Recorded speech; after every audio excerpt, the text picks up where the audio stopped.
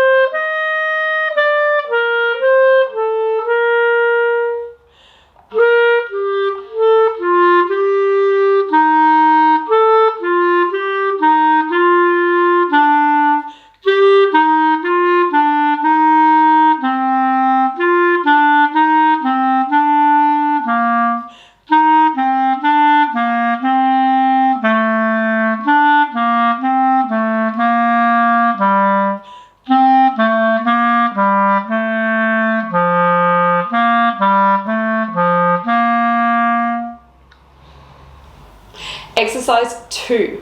Now this exercise is very similar to exercise 1, except instead of a distance of a third, we now have a distance of a fourth between each note. So C, D, E, F, there's 4 notes there. Whereas in the previous example, exercise 1, we had C, D, E, which was only a third. So let's give exercise 2 a go. 1, 2, 3.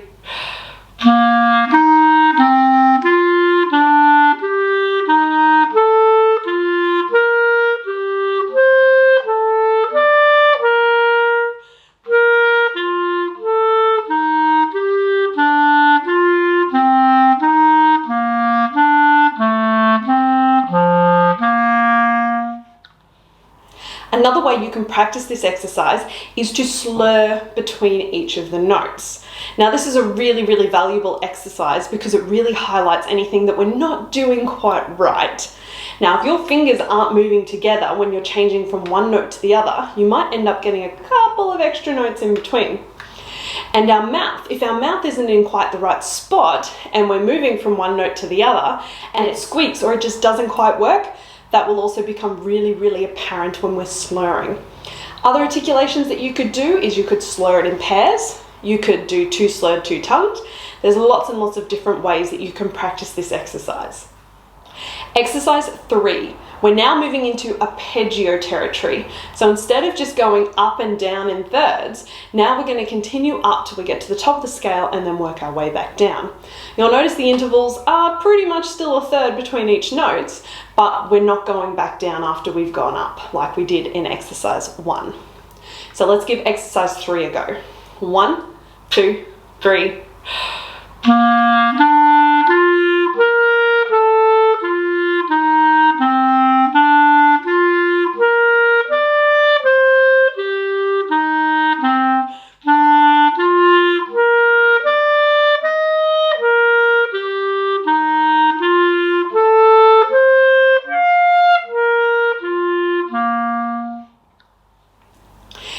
Exercise 4. Now we're going back to 3/4 time, which means there's 3 crotchet beats or 3/4 note beats in every bar. Now this means that the stress needs to be different. Instead of having a strong, weak, medium, weak, like we do in 4/4 or common time, we need to have a strong, weak, weak. So ever slightly emphasize the first beat of the bar more than the second or third. Let's give this exercise a go. 1, 2, 3.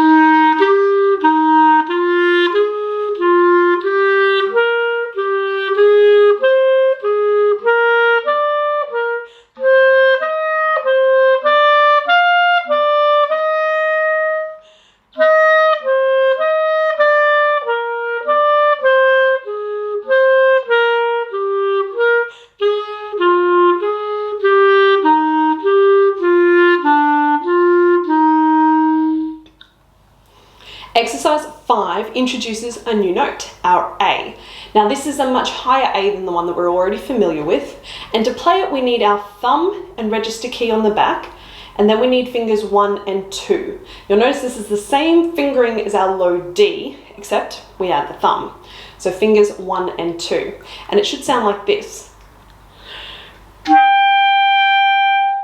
So it is quite high. So let's give exercise 5 a go. Get ready for that new note. 1, 2, 3.